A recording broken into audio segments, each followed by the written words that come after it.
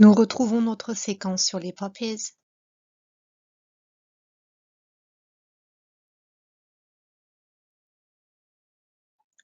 Sous les yeux, vous avez le document qui vous a été projeté pendant le cours d'anglais. Donc, vous aviez trouvé de nombreux renseignements, hein. So the date of Poppy Day is the 11th of November. It dates back to the First World War, 1918. L'autre nom du Poppy Day, c'est Remembrance Day, qui vient du verbe remember, se souvenir, donc des soldats qui sont morts pendant la Première Guerre mondiale. Cette tradition du Poppy Day remonte donc à la Première Guerre mondiale, the First World War, et cette tradition découle d'un poème que nous avions étudié en classe, Flanders Fields, donc les champs des Flandres, les Flandres étant une région de Belgique frontière avec le nord de la France. Alors on peut se poser la question, Poppy Day, pourquoi le coquelicot, the poppy, plutôt qu'une autre fleur, pourquoi pas la rose?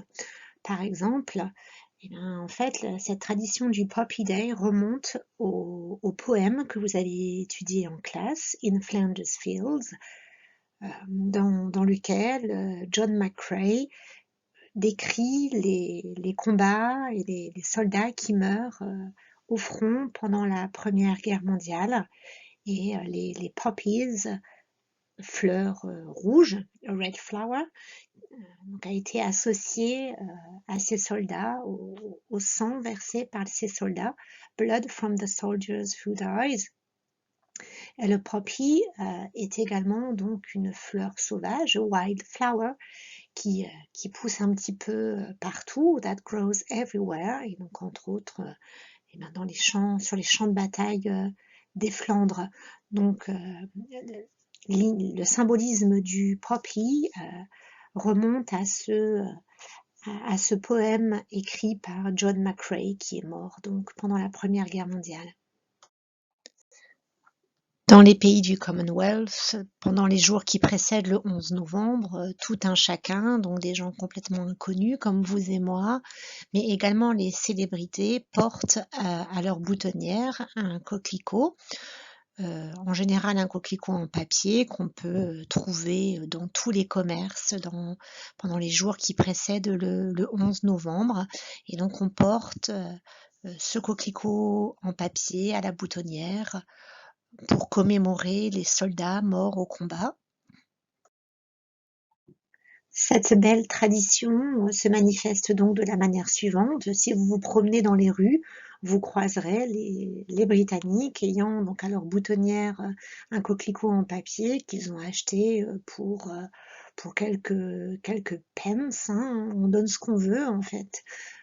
Quand on achète le coquelicot en papier, vous voyez donc à l'écran des célébrités. Donc si vous allumez votre télévision en Grande-Bretagne à cette époque de l'année, les journalistes, les présentateurs à la télévision auront un coquelicot à la boutonnière. Vous avez à l'écran donc les acteurs qui ont tourné dans la saga de Harry Potter.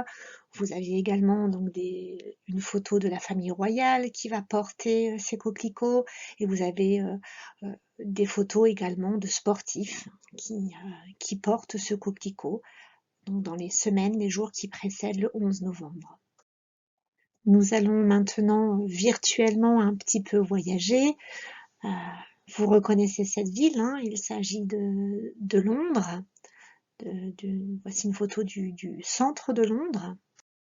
À quoi est-ce qu'on reconnaît que c'est Londres? À l'arrière-plan, vous voyez Tower Bridge, le très célèbre pont de Londres qui peut s'ouvrir en son centre pour laisser passer des hauts bateaux, des bateaux qui ont de hauts mâts.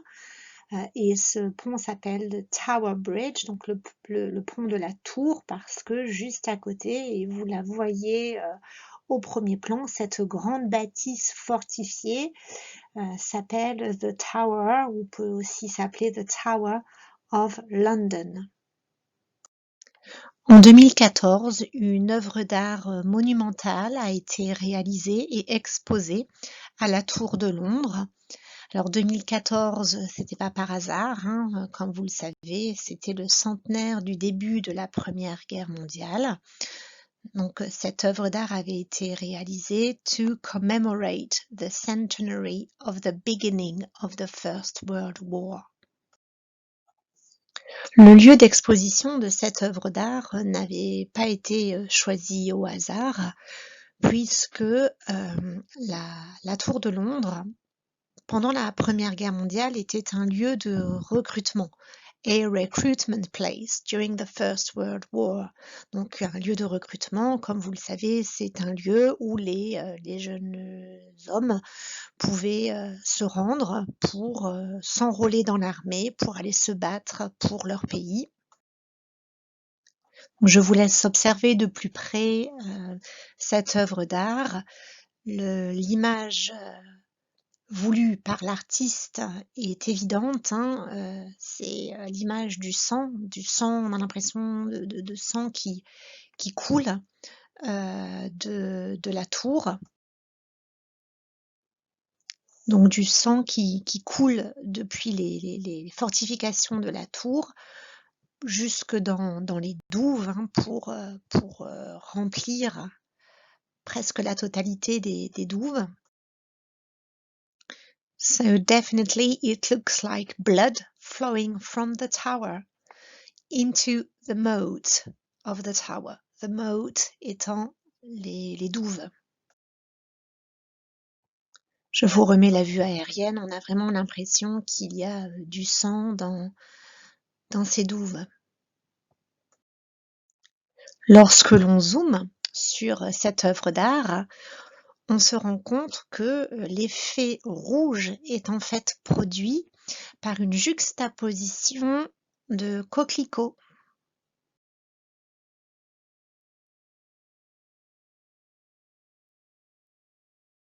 Donc cet effet de marée de sang a été produit par la juxtaposition de milliers de coquelicots en céramique. Donc ici sur cette photo, vous avez le zoom sur un de ces coquelicots qui était installé dans les douves de la Tour de Londres.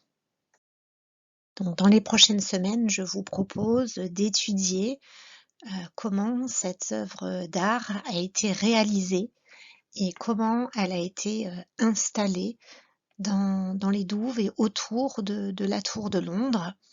À savoir que donc vous allez voir qu'elle a été exposée un petit bout de temps, puis elle a été démantelée et chacune de ces fleurs a été vendue pour générer de l'argent qui ont été donnés à des œuvres caritatives. Donc vous allez étudier et trouver combien il a fallu de fleurs pour réaliser cette œuvre d'art et vous pourrez faire le calcul du montant de l'argent qui a été récolté pour les œuvres caritatives.